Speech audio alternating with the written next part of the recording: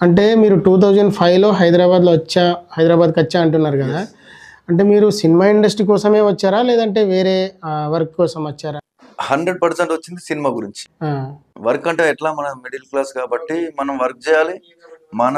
మనది మనం భారం కావద్దు అమ్మనాన్నకి. మళ్ళీ మనం కూడా వాళ్ళకి ఏమైనా కొంచెం పంపించాలి మంత్లీ. పంపించాలి కంపల్సరీ. సో, అట్లా అయితేనే వెళ్ళాలి. వాళ్ళు కూడా సపోర్ట్ చేస్తారు. అదొకటుంటది. అవును.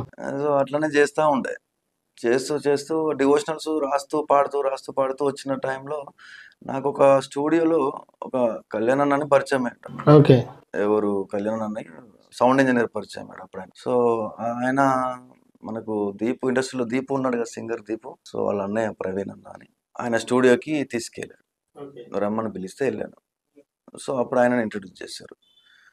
దానికంటే ముందు డివోషనల్స్ ఎవరితో అయితే ఎల్‌ఎం ప్రేమన్న అని ఇప్పటికి నాకు మంచి మిత్రులు, సోదర సమానులు.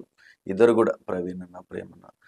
సో, వాళ్ళిద్దరి ప్రోత్సాహంతోటి నేను సినిమాలో రాయడం జరిగింది.